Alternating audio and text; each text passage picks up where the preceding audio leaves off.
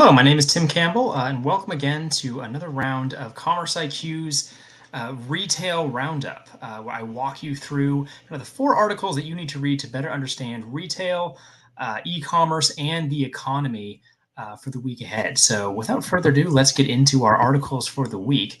And we do have another four articles here for you. And the first article is from Fortune, and its popular grocery staples are getting more expensive as inflation play continues to hit shoppers.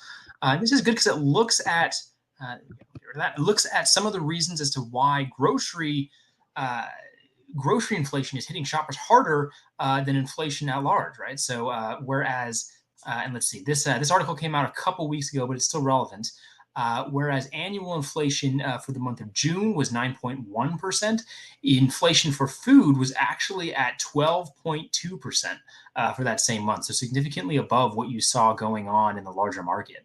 And not only that, but when you consider food prices in rural areas worse than in urban areas, and the consumer price index, which this is all measured against, only really covers major metropolitan areas, not so much rural areas.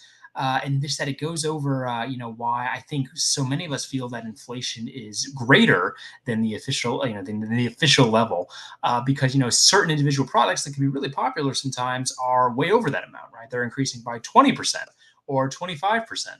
So when you see those numbers, they really stick out at you. So overall, kind of a good look at how prices have changed, not just year over year, but also going back from 2 years ago, from kind of June 2020 to June 2022, looking at some of the biggest changes that have occurred. So a good look at inflation broadly, and maybe a bit of an explanation as to why we're feeling inflation is the way it is, especially in regards to grocery. The second article here is actually from Adobe, and it's essentially promoting their digital price index, but it notes that e-commerce is entering deflation for the first time in over 2 years. Online prices actually dropped 1% year over year versus the increases we had been seeing in prior months, and that is primarily due to electronics and apparel, which both saw pretty steep price declines for this past month versus what they were for a year ago, July a year ago, 2021. And this is really interesting. And I think, I don't think this is necessarily indicative that inflation is declining or inflation has reached a turning point and we're going to see it, switch around in the coming months. Rather, I think what's happening is that because inflation has occurred, shoppers are spending more on essential items like food and consumables, and less on discretionary goods. The demand for discretionary goods has fallen. However, discretionary goods over-index on e-commerce, right, versus food, which is still primarily in store, even though online grocery is growing rapidly. So what that has meant is that paradoxically, rising inflation has meant that price levels for e-commerce in particular have actually fallen. Because shoppers are shopping fewer discretionary goods, which disproportionately affects e-commerce. And they're doing that because they're spending more on essential goods because prices are increasing, especially for essential goods.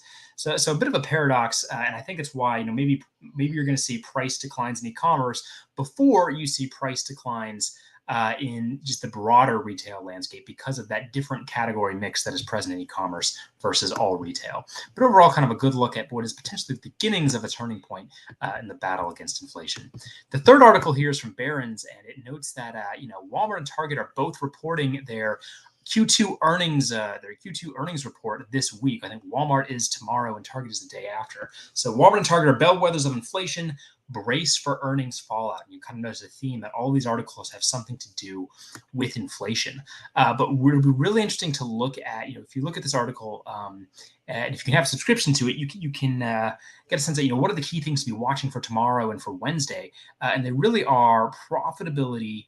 I would say how brands and these retailers are being squeezed profit-wise due to rising costs, how they're contending with, are they able to pass along those costs to shoppers?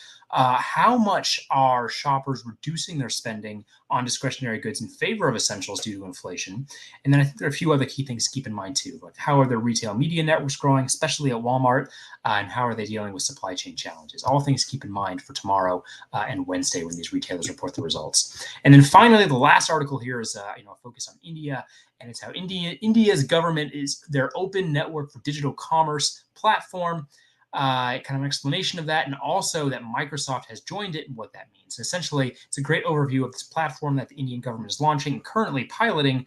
And that platform, ONDC, is a project that allows smaller and mid-sized sellers in India to sell on a centralized platform where they have access to the streamlined processes and technology that the industry's dominant players, Flipkart and Amazon in e-commerce in India, uh, they have access to those processes and technology because they built them in house. And this kind of levels the playing field by allowing smaller brands and mid-sized brands access to some of those same processes on a government-sponsored seller platform. It's currently gathering a lot of partners, so you have a lot of logistical supply chain, operational partners that are providing different features and capabilities for sellers that are joining the platform. Microsoft is kind of the biggest tech entity to join, and they're going to be providing some of those additional features that will provide new technological capacity for some of these sellers. Kind of a good overview on what the platform is and what to expect from it in the future. It's currently being piloted in several cities. But I think that's a good summary. That sums us up for this week.